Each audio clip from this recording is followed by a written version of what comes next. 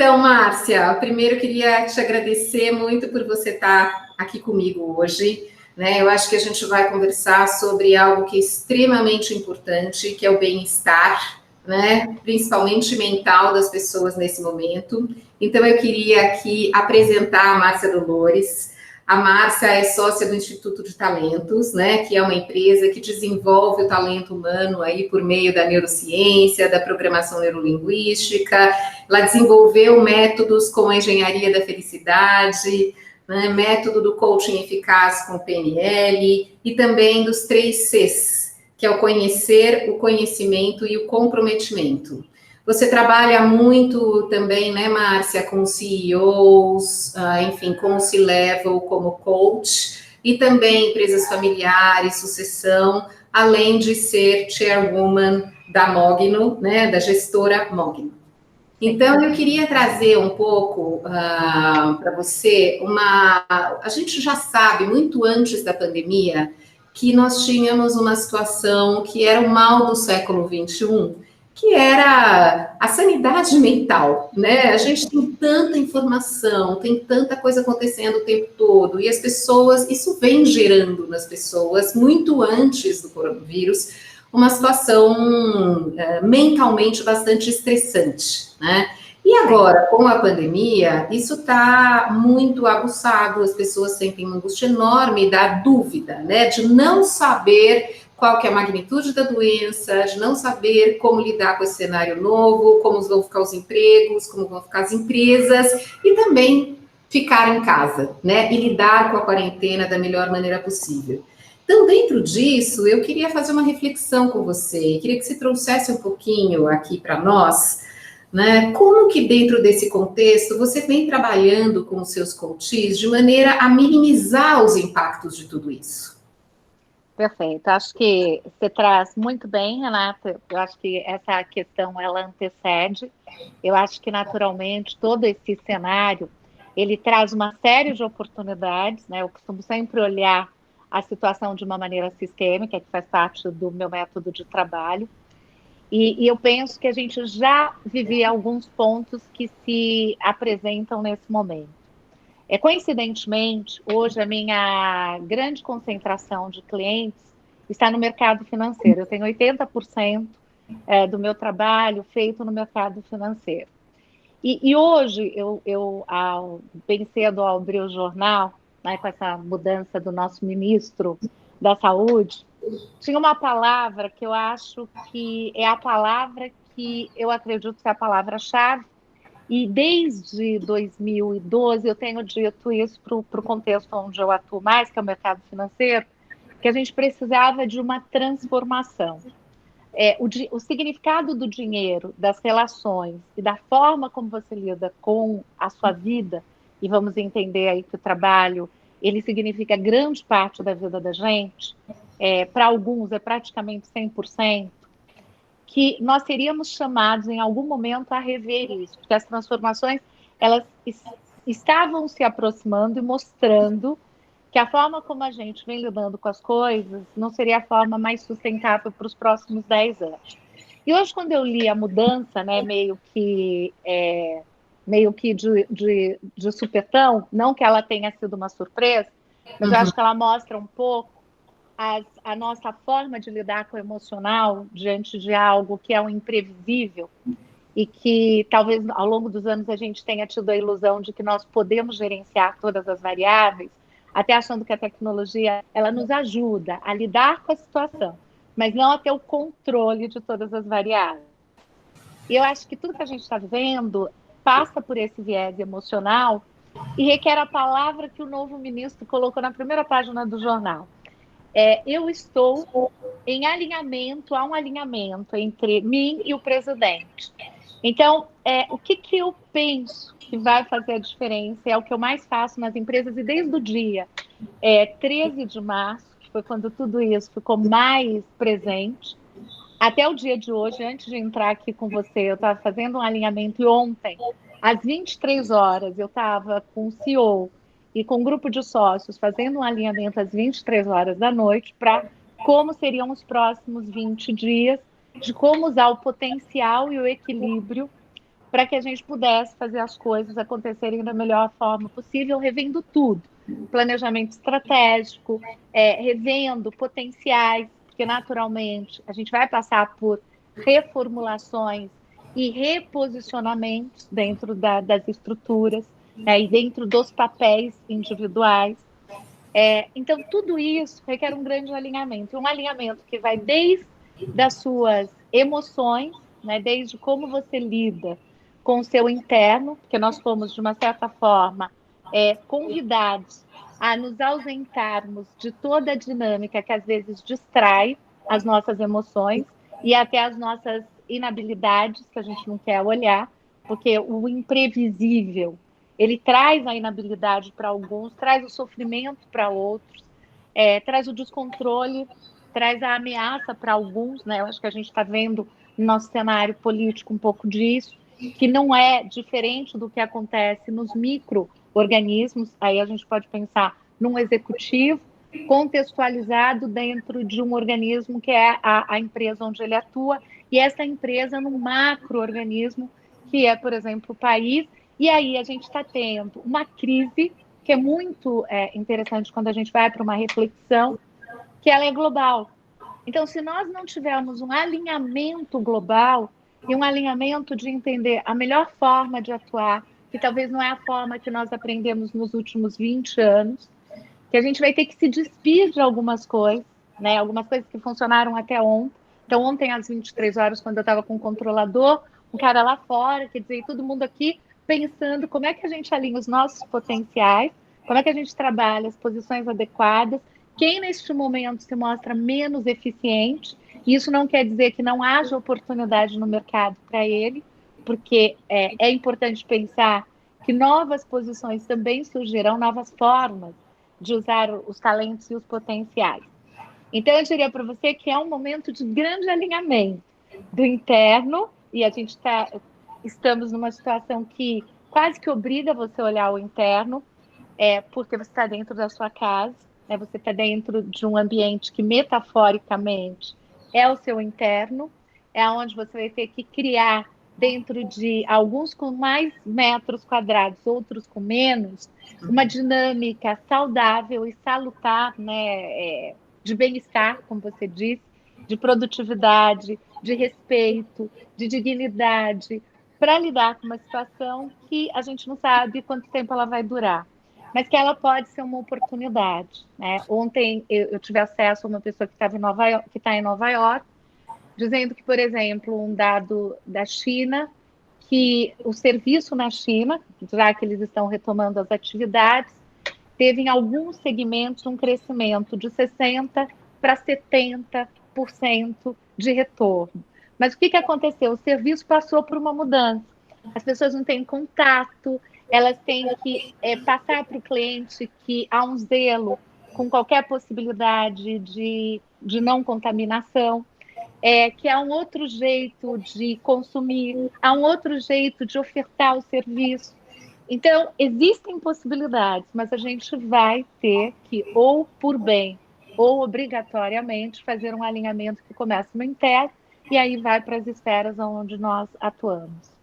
E de que maneira que você acha que as pessoas podem se preparar um pouco para isso, né? Porque tudo isso está acontecendo ao mesmo tempo. As pessoas não tiveram... lógico que a gente já vem trabalhando virtualmente, tem uma série de coisas que são naturais, né? Que são evoluções do que nós já vínhamos fazendo.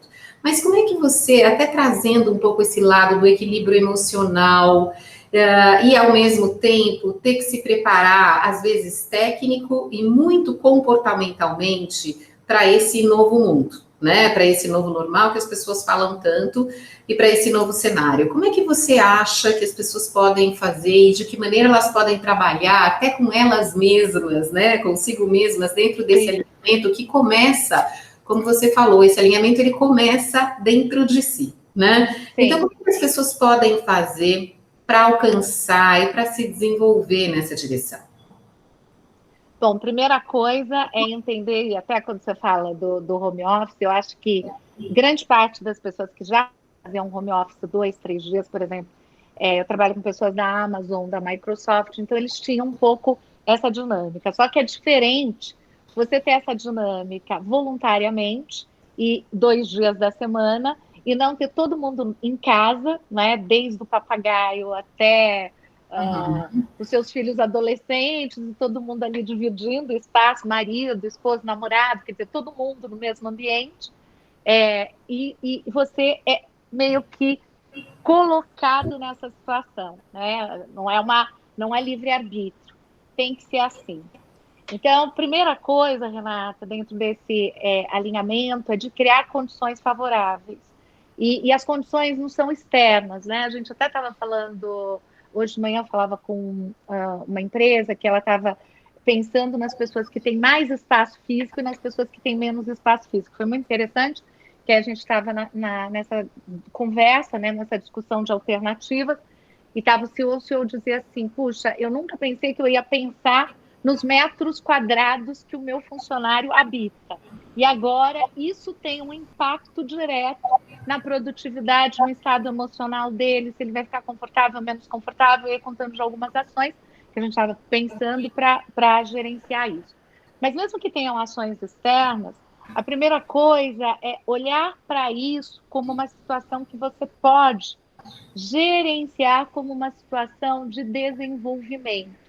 Então, uma situação que, onde talvez você não tivesse um diálogo tão claro com as pessoas que moram na mesma casa que você, e às vezes isso acontece, por mais surpreendente que possa parecer, porque a gente acaba hoje convivendo em determinados períodos do dia, e existe uma individualidade e não um exercício de coletividade, embora todos nós, no ambiente corporativo, a gente fala, puta, somos todos colaborativos, somos todos cooperativos, porque é bacana falar, mas é como se a vida dissesse assim, gente, agora é a prova dos 9.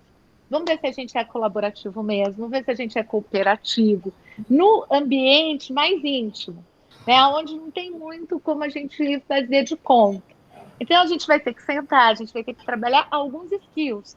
Primeiro é avaliar quais são os nossos objetivos, porque tem muitas pessoas que estão avaliando se elas querem continuar nesse modelo. Eu falei, por exemplo, com um controlador de uma empresa que ele está no litoral paulista. E toda a equipe dele está trabalhando no litoral. Então, sábado a gente teve uma call e ele dizia assim, não é que eu descobri que eu não quero mais voltar para o escritório. Eu acho que agora a gente vai alugar o espaço físico e eu descobri que eu posso trabalhar aqui da praia. Eu não quero mais voltar. Ele falou, tô num dilema aqui com a família, porque eu não quero voltar para São Paulo do mesmo jeito.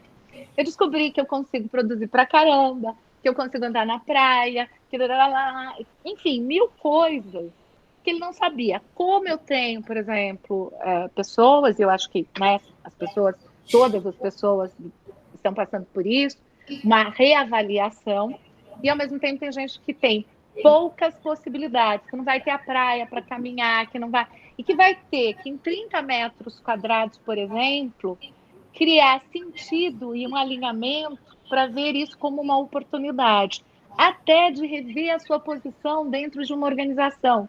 Por exemplo, ontem, conversando com essa pessoa de Nova York, ela dizia o seguinte, que alguns CEOs que já reduziram, porque nos Estados Unidos a gente está com, acho que 21 milhões de pessoas já desempregadas, e o índice está de 4,5%, e vai chegar, possivelmente, a estatística para chegar em 10% de desemprego. Algo nunca visto antes. Agora, parece que alguns CEOs, ao serem indagados sobre se eles recontratariam essas pessoas, grande parte diz que não. E o que isso mostra? Que a gente também vai passar por um novo jeito de funcionar e que não é ruim para esses, por exemplo, restantes que não serão absorvidos nessa estrutura, desde que essas pessoas usem essa pausa para até pensarem, eu quero retomar da maneira como estava, porque tem muitas pessoas se indagando sobre isso. Sem Será dúvida. que eu preciso desta dinâmica, ou será que eu posso ser produtivo, ou fazer outras coisas, ou fazer uma transição da minha jornada de carreira nesse momento, porque é oportuno? Então, eu Certo. tenho ouvido muitas pessoas dentro de estruturas, onde a gente tem alinhamento, esse programa, né, que é um programa mais sistêmico, dizendo eu estou revendo a minha posição e talvez eu me coloque à disposição ou faça um processo de saída com preparo de outras pessoas, porque eu estou descobrindo outras formas. Então, a primeira dica eu acho que é rever os papéis, né, rever o papel, verificar a oportunidade de trabalhar algumas competências para tornar harmonioso esse período que a gente não sabe quando ele vai findar, aprimorar a comunicação, que é o mal do século.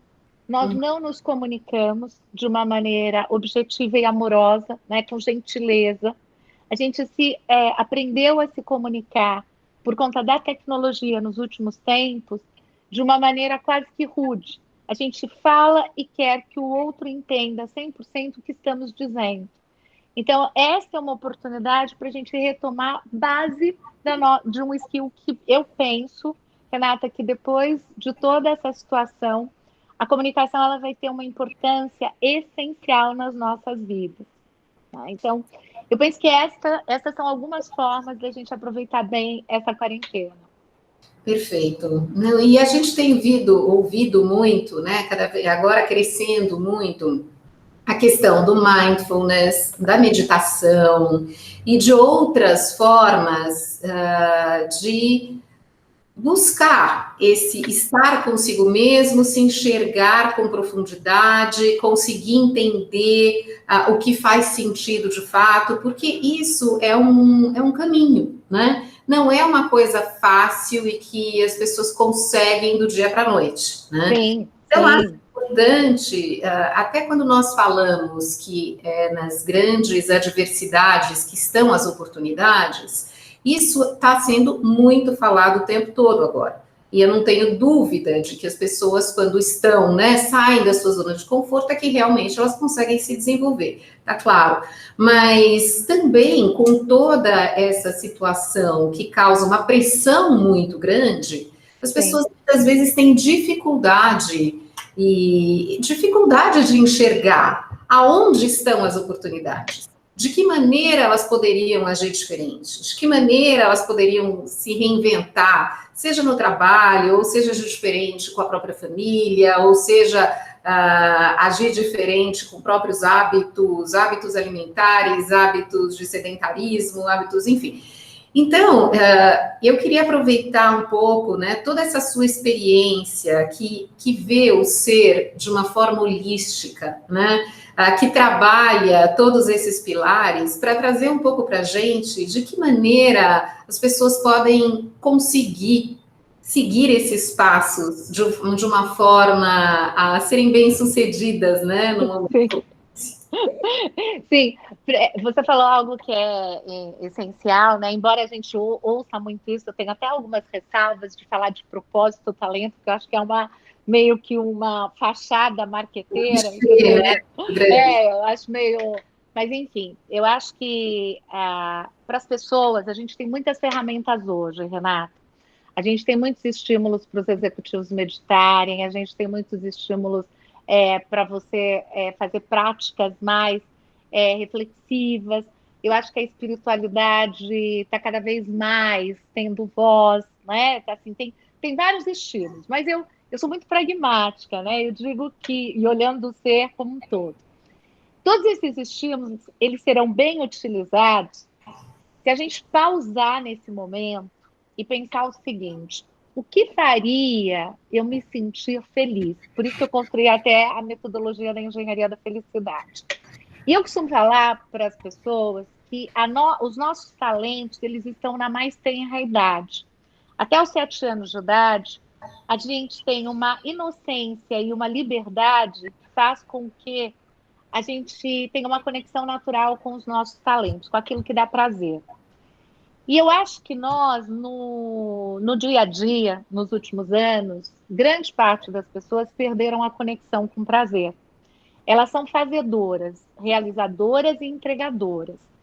E elas acham que o sucesso, que é uma coisa também bastante aprisionadora, ela é um sucesso que tem que passar pelo crivo externo.